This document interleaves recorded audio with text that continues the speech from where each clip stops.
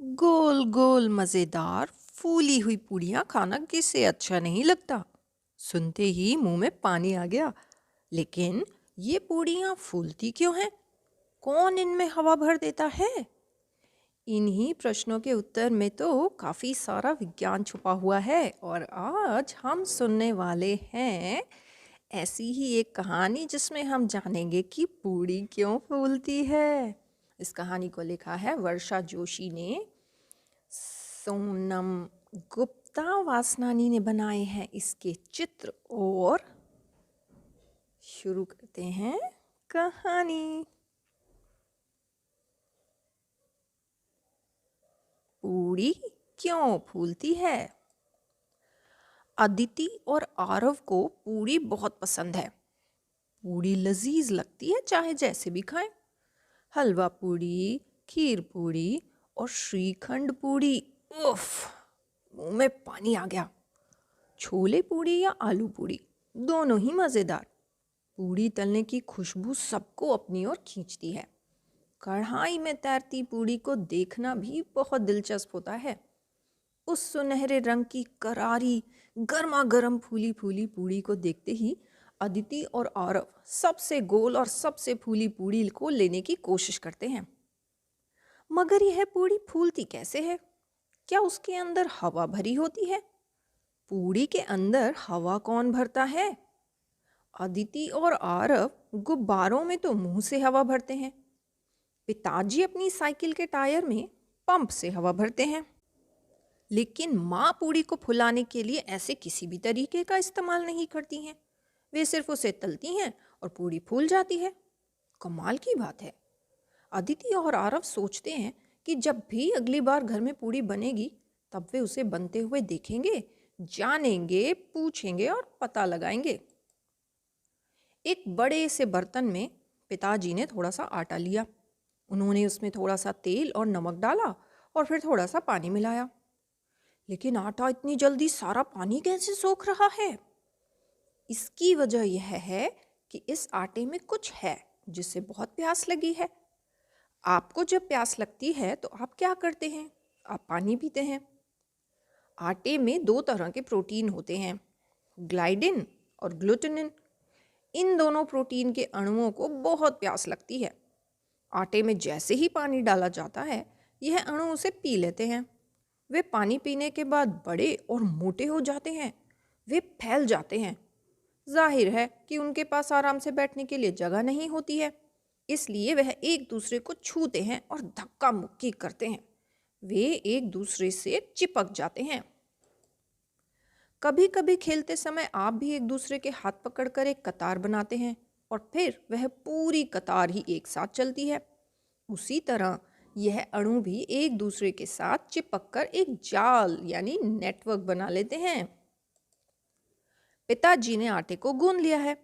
वह माँ को अब अपनी हथेली में थोड़ा सा तेल लगाकर उसे अच्छी तरह गूंदने के लिए कह रहे हैं। आटे को अच्छी तरह गूंदने के लिए मजबूत हाथ चाहिए। माँ का कहना है कि अगर आटे को अच्छी तरह गूंदा नहीं जाता है तो पूड़ी नहीं फूलती है। ओह, लेकिन यह दोनों बातें भला कैसे जुड़ी हुई हैं? इसमें एक राज छिपा है।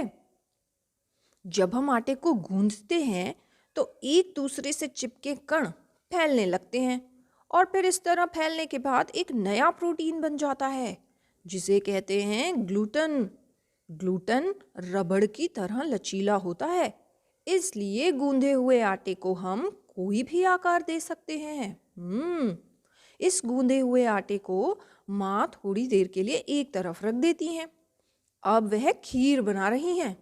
जैसे ही वह पूड़ियाँ बेलना शुरू करेंगी अदिति और आरव वापस आ जाएंगे। माँ और पिताजी दोनों तैयार हैं। माँ ने कढ़ाई चढ़ाकर उसमें थोड़ा सा तेल डाल दिया है। वह गूंदे हुए आटे से थोड़ा सा आटा लेती हैं। अब वह एक पूड़ी बेल रही हैं। पिताजी गर्म तेल में पूड़ी को डालते हैं। थोड़ी देर में पूड़ी फूल जाती है। यह कैसे हुआ? दरअसल पूड़ी के साथ यह होता है, गूंदे हुए आटे में ग्लूटेन होने की वजह से उसे बेला जा सकता है। जब इस आटे की एक छोटी सी लोई को बेला जाता है तो पूड़ी में ग्लूटेन की एक सतह बन जाती है। जब पूड़ी को गर्म तेल में डालते हैं तो उसकी निचली सतह तेल की वजह से बहुत गर्म हो जाती है। याद है ना कि आटे को गूंदने के लिए इसमें पानी मिलाया गया था। ज़्यादा तापमान की वजह से पूड़ी के अंदर का पानी भाप बनकर उड़ जाता है। यह भाप बहुत ताकतवर होती है और इससे ग्लूटन की सतह ऊपर चली जाती है। इसी वजह से पूड़ी फूलती है। पिताजी अब पूड़ी को पलट देते हैं ताकि वह दूसरी तरफ से भी सुनहरी हो जाए। उन्होंने कढ़ाई से पूड़ी निकाल ली है और उसे एक बर्तन में रख दिया है। अब एक कांटे की मदद से पूड़ी में एक छेद करते हैं। देखा भाप कैसे बाहर निकल रही है। फूली हुई पूड़ी में हवा नहीं होती, उसमें भाप होती है। समझ गए? भेल पूड़ी, आलू दही पूड़ी में इस्तेमाल होने वाली पूड़ियाँ क्यों नहीं फूलती? इसकी 3 वजहें हो सकती हैं। पूड़ी बहुत पतली बेली गई है और उसमें सही मात्रा में पानी नहीं डाला गया है, जिससे भाप और दबाव बन सके और पूड़ी फूल सके। कभी कभी पूड़ी को बेलने के बाद उसमें जानबूझकर एक कांटे से छोटे छोटे छेद किए जाते हैं ताकि तलते समय जो भाप बने वह छेद से बाहर निकल जाए। इसी वजह से पूड़ी फूल नहीं सकती। ऐसी चपटी पूड़ियाँ ज़्यादा देर तक इस्तेमाल की जा सकती हैं। इसके अलावा अगर पूड़ियों को कम तापमान पर तला जाता है तो उनमें भाप बहुत धीरे धीरे बनती है, दबाव ठीक से नहीं बनता और फिर पूड़ी फूल नहीं पाती। अब आप जान गए हैं कि क्यों कुछ पूड़ियाँ फूलती हैं और कुछ नहीं। गेहूं के आटे से ग्लूटन पाने का प्रयोग। चलिए अब तो आपको ये प्रयोग करके देखना पड़ेगा, तभी तो आप कुछ नया सीखेंगे। पानी की मदद से आटा गूंद लीजिए। आटे को गूंदते समय बस इतना ही पानी डालें कि आटा ना बहुत कड़ा हो और ना ही बहुत मुलायम, ठीक ठीक हो। हथेली के निचले हिस्से की मदद से कुछ मिनट तक इसे थोड़ा और गूंदिए। चाहे तो थोड़ा सा तेल भी इस्तेमाल कर सकते हैं, जिससे गुंदा आटा आपके हाथ में चिपके नहीं। गूंदे आटे को करीब 10 मिनट तक ढककर रख दीजिए। फिर इसे एक बड़े बर्तन में रख दीजिए। अब इस गूंदे आटे को कुछ मिनट के लिए दोबारा गूंदिए। अब बर्तन के अंदर रखे गूंदे आटे पर इतना पानी डालिए जिससे वो उसमें डूब जाए। पानी के अंदर डूबे आटे को गूंदते रहिए जब तक पानी का रंग सफेद नहीं हो जाता।